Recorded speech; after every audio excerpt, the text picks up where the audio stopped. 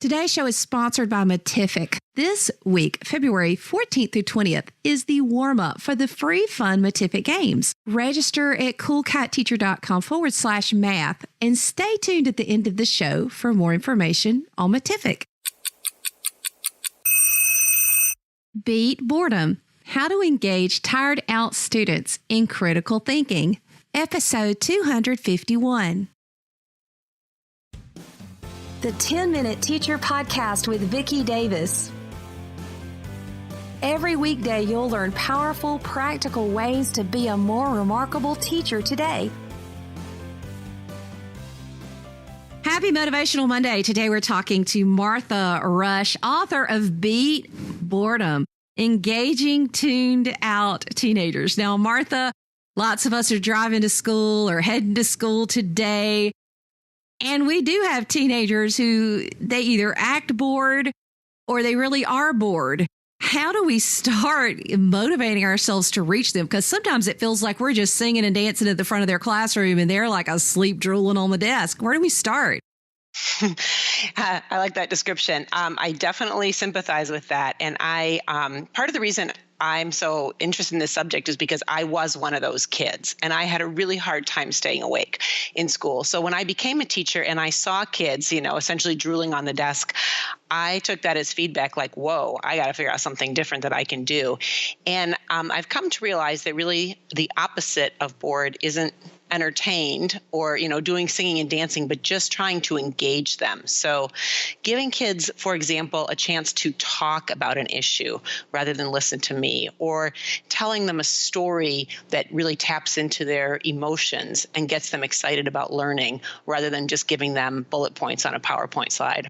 So, Martha, tell me about a time when you kind of felt like your students were a little bored. We won't admit that I think we've all been a little boring sometimes, but maybe they were a little bored and you turned it around and you really got them engaged and excited. One example of that, and this doesn't seem like a topic that would be boring, but when I used to teach a class called Civil Liberties, I would, for example, talk about the issue of whether people have the right to end their own life, the right to die issue. And I would bring it up and the kids would just look at me because it wasn't something they'd thought of. They just kind of stare at me and I would try to engage them and ask them questions and they would just sort of, they didn't really want to share their opinions. And so one way that I was able to overcome that with that particular lesson was I came up with 4 really small case studies about 4 actual people. And I had the kids read the case studies. I just gave them a few minutes, read the case studies, and think about what would you do in each case if it was you? And what would you do in each case if this was your family member? And I just had them ponder that, take a few notes on it. And then when I started asking questions, oh my gosh, they were all over it. They all wanted to talk about it because they were emotionally hooked and they had a chance to, kind of test out their own opinions on something new. Oh, real world does make such a difference because kids are always asking, how does this apply to my life, aren't they? Absolutely. And I had with that lesson, so many kids would come in after school because they wanted to keep talking about it. Well, now I'm thinking about this and what if this happened to me and how would my parents deal with it? One of the cases involved somebody who was a quadriplegic, an 18-year-old who'd had an accident, was a quadriplegic, and the kids just couldn't stop thinking about this and how it would affect them or their families. Okay, Martha, so let's play the flip side of this. If you wanted to tell us teachers as many ways as possible to bore kids in 30 seconds, give us as many ways as you can. Oh, what a great question. Well, make sure you speak in a monotone. Don't emote. Sit behind your desk while you're talking in a monotone. Cram as many words as you can on PowerPoint slides and tell students that they have to copy them down and don't tell them why. Don't give them any context or explanation. If they ask, just tell them, it's important, I said so. And we could go on, couldn't we? Yes, unfortunately. Okay, that's what we're not going to do. I hope nobody came in and just started listening at that point. Yeah. That's what we're not going to do. So you've already talked about using real world examples. Do you think that sometimes teachers might be a little boring because they're bored? Yes, I definitely think that's the case. And, I know some subjects a teacher might ask me, well, how can I make this interesting? And there are some that would stump me because they're not necessarily my subject. And I would say, we need to find you a master teacher who's really passionate about this subject to help you overcome that. I talk about in the book, my worst class in high school as a student was physics. I was so bored in physics class, and I never understood, how it could be interesting. I didn't understand how it was relevant. And I've sat in a couple of physics classes with really master teachers, and wow, completely different story. They can actually make me excited. Yeah, we are assigned to teach something we're not passionate about, and then we need to get help from somebody who is passionate about it. Yes, or watch videos or find a TED Talk. I mean, I have two rules. I mean, number one, I'm not going to walk into my classroom unless I can honestly say I love every single student. And there have been a few times I've had to struggle because kids know, and I've had to adjust my own attitude. And the other one is I'm not going to teach anything unless I can find an angle where I can get excited, because it's contagious, isn't it? Absolutely. And I get excited about economics. And I'll tell you, that's not a subject that everyone gets excited about. No, it's not, because that was my drill on the desk subject. Yeah, I can get really excited about it. And kids will, it comes out, right? The kids say to me, this class is so much more interesting than I thought it would be.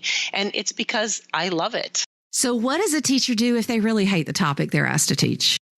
That's such a big challenge. Like I said, seek out a master teacher who can show you the ins and outs. I do a lot of work with econ teachers, and I hope that I can show them, like, look, this is really cool.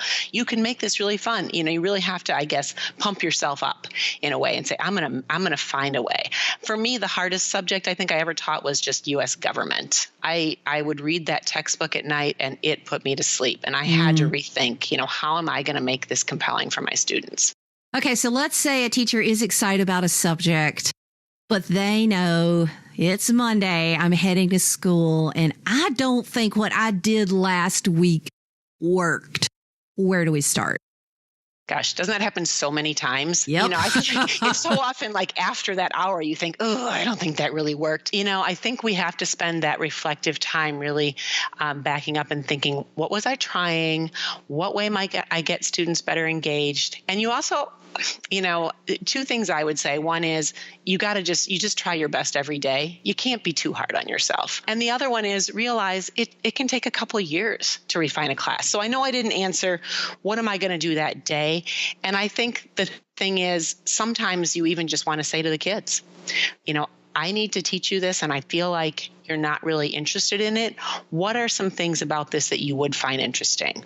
Or would it help you if we did it this way? So I think sometimes, especially with older students, really kind of breaking down that wall and saying, I'm going to have an honest conversation with the kids. I need you to learn this. I'm struggling to find a way to make it compelling to you. What things have we done that you did find compelling, and how can we work with that?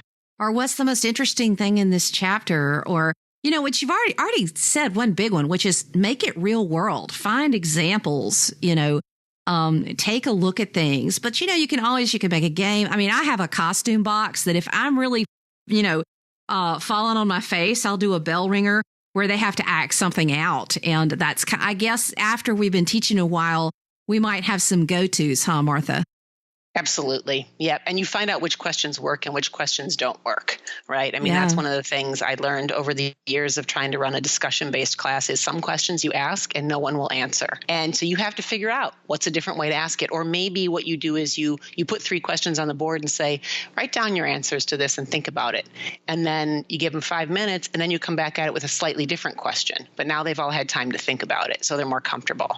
Okay, Martha, so as we finish up, give us a 30-second pep talk about how to beat boredom in our classroom. I believe that the first step toward beating boredom is realizing that it's important, that boredom is an actual barrier to learning. It's not just an excuse, and it's not a rite of passage for high school kids. And I think once we're committed to beating it, then we're going to start thinking about what are those strategies? Can I incorporate simulations? Can I involve my students in discussions? Should I give them real world problems to solve? And can I give them authentic tasks that are going to be really meaningful, like getting involved in a political issue, going to a protest, writing a letter? So I think getting yourself pumped up about figuring out ways you can engage students and make what you're doing really meaningful and relevant, I think that's where you start. And teachers, I want to leave you with this. I was listening to a John Maxwell video the other day, and he said something interesting. He said, experience isn't a teacher. Reflective experience is. That some people just have 20 years in a job and they have 1 year of true reflective experience where they learned. And we don't want to be that. We want to, as Martha has talked about, we want to reflect on how we're doing. When something's not reaching a class, we want to figure out, what are their interests? How can I get excited? What are they excited about? What can we do? Because we do want to have an excited, engaged classroom. And remember, I love the point Martha made early. We don't have to be entertaining to be engaging. And I think that's an important difference there. So get out there and reach those kids and get them engaged. This past week, I wrote about Matific on my blog at coolcatteacher.com/Matific. This site is full of free math manipulatives that are standards aligned. So students learn math by using the manipulatives. And those who've taught math know just how powerful manipulatives can be, but they can be a mess. Well, you can play these on the iPad, the computer, the Chromebook, and each student can have their own customized playlist of the standards they need to meet, and it can even be in their language. The Matific games will be running from February 21st through 28th, but right now, February 14th through 20th, 2018 is the warm-up practice week. That means you can still sign up to participate at coolcatteacher.com/math. They'll get you and your class set up in 24 hours. So if you're a K through 6 classroom and you need some fun, free math practice, sign up for Matific.